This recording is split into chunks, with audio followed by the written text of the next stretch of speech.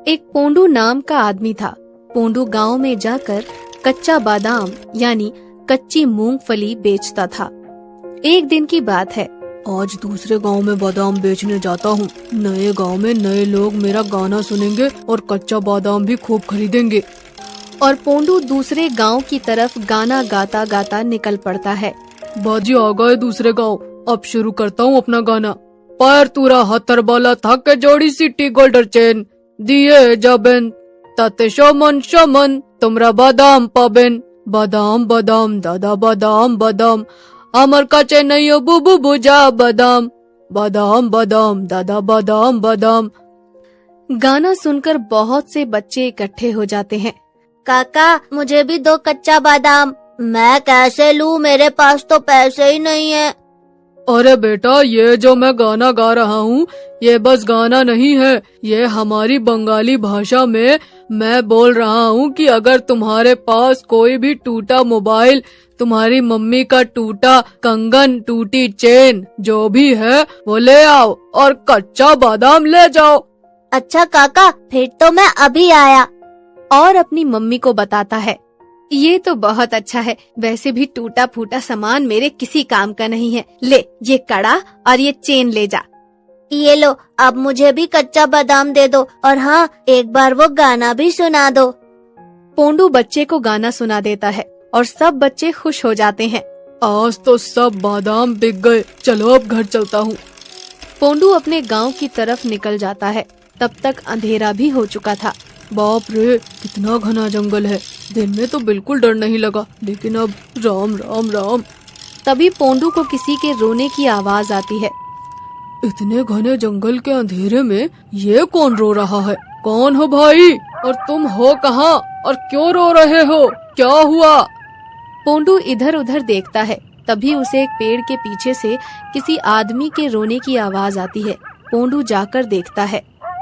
अरे भाई, क्यों रो रहे हो? भूख लगी है। अरे भाई, भूख लगी है तो रोने की क्या जरूरत है, खाना खा लो। हाँ, अब तुम आ गए हो तो मैं खाना खा ही लूंगा। मैं आ गया हूँ मतलब? अरे भाई, मेरे पास कोई खाना नहीं है। आज तो मेरे पास कच्चा बादाम भी नहीं है। अगर होते तो वही तुम्हें दे देता, उन्हें खाकर कुछ तो भूख मिटती।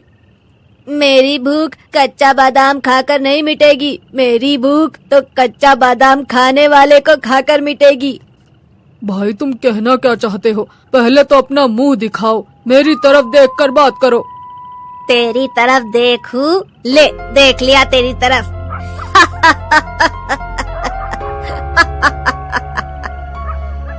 अरे, ये तुम कैसे दिख रहे हो?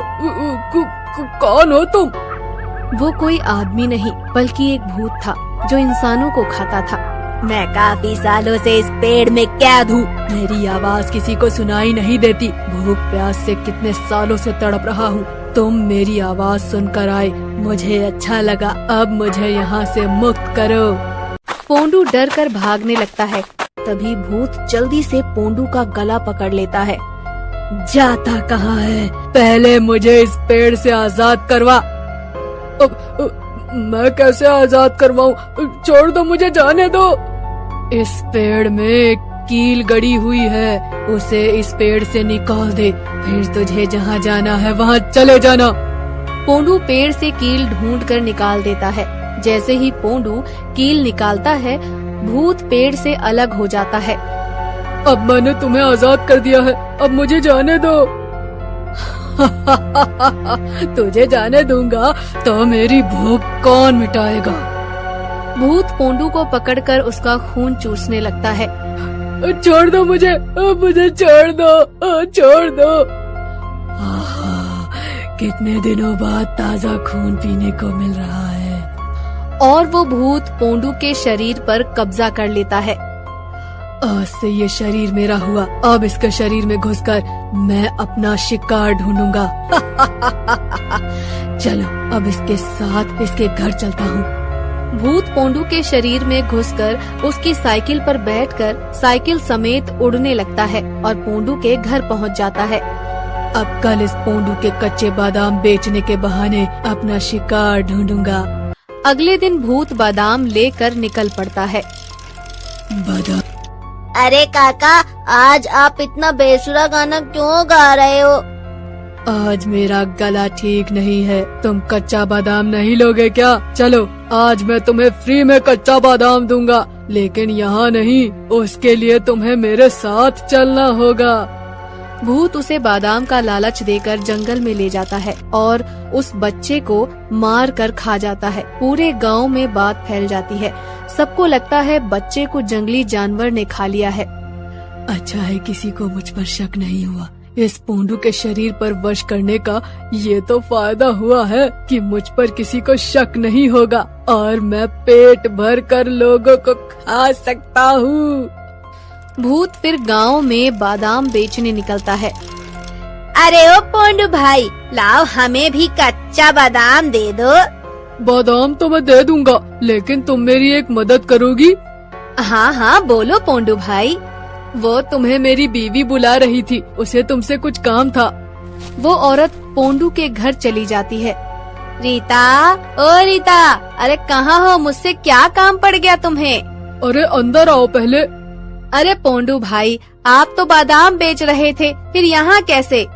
भूत लंबे हाथ करके उस औरत को अंदर खींचकर और अपने असली रूप में आ जाता है।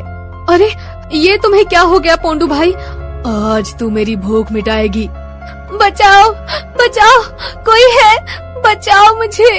अब तेरा चिल्लाना बंद और मेरा खाना शुरू। आज की पेट पूजा तो हो गई, अब कल बादाम बेचने जाऊंगा। अभी आराम करता हूँ। गांव में आए दिन कोई ना कोई गायब हो रहा था। सबको चिंता होने लगी थी, पता नहीं कब कौन गायब हो जाए। फिर एक दिन भूत बादाम बेचने निकलता है। बादाम बादाम ए दाम, आज तो पूरा दिन हो गया, कोई बादाम लेने नहीं आया। भूख भी बहुत तेज लग रही है, क्या करूँ? तभी भूत गांव का एक दरवाजा खटखटाता है। अंदर से एक लड़की निकलती है। कच्चा बादाम ले लो बेटी। नहीं काका, नहीं लेना बादाम। ले लो, मैं फ्री में भी बादाम दे दूंगा। लगता है घर में कोई नहीं है। हाँ पोंडू काका, कोई नहीं है, सब गए हुए हैं। भूत आसपास देखता है, उस लड़की को अंदर धक्का मारकर अंदर ले जाता है। ये क्या कर रहे हो पोंडू काका? क्या कर रहे हो ये? पोंडू काका नहीं, तेरा काल हूँ मैं। देखते ही देखते पोंडू के शरीर से भूत निकल जाता है और पोंडू वहीं जमीन पर गिर जाता है। गांव के लोग कुछ ज्यादा ही समझदार हो गए हैं। कोई मुझसे बादाम नहीं लेता, लेकिन मैं फिर भी अपनी भूख मिटा ही लूंगा। तभी पोंडू की आंख खुलती है और वो चुपके से भाग जाता है और जल्दी से मंदिर के पुजारी के पास जाता है और पुजारी को सब कुछ बता देता है। अच्छा, तो तुम्हारे जरिए वो इस गांव के लोगों को खा रहा था, लेकिन अब तुम सबको बचा सकते हो। वो कैसे पुजारी जी? मैं तुम्हें एक मंत्रों द्वारा पढ़ी हुई एक कील दूंगा। जब भी वो तुम्हारे शरीर में प्रवेश करे, तुम इस कील को उसकी नाभि में गाड़ देना, जिससे उसकी शक्ति बंध जाएगी। बाकी का काम मेरा है, लेकिन हाँ, उस भूत को ये बात बिल्कुल भी पता न चले। पोंडू जल्दी से वो कील लेकर धीरे से चुपचाप उसी लड़की के घर में लेट जाता है। आह, मजा आ गया। इस लड़की का मांस बहुत ही मजेदार था और शरीर में खून भी भरपूर था। सबूत खत्म करने में पूरे 2 घंटे लग गए, लेकिन पेट अच्छे से भर गया। अब जल्दी से यहाँ से निकलता हूँ, वरना अगर किसी को शक हो गया तो कोई मुझे फिर से कैद न करवा दे। भूत जैसे ही पोंडू के शरीर में घुसने लगता है, पोंडू उस कील को भूत की नाभि में गाड़ देता है। भूत वहीं पर तड़पने लगता है। ओह ओह, मुझे क्या हो रहा है? ये क्या हो रहा है? मेरा शरीर क्यों जल रहा है? तभी पंडित जी भाग कर आते हैं और माँ काली के यज्ञ की राख उस पर छिड़क देते हैं और भूत जल कर राख हो जाता है। फिर पंडित उस राख को लाल कपड़े में बांधकर माँ काली की तस्वीर के नीचे गाड़ देता है। अब ये कभी आजाद नहीं हो सकता। पोंडू, तुमने बहुत बहादुरी का काम किया और अपने गांव के लोगों की जान बचा ली, वरना ये एक एक करके सबको खा जाता।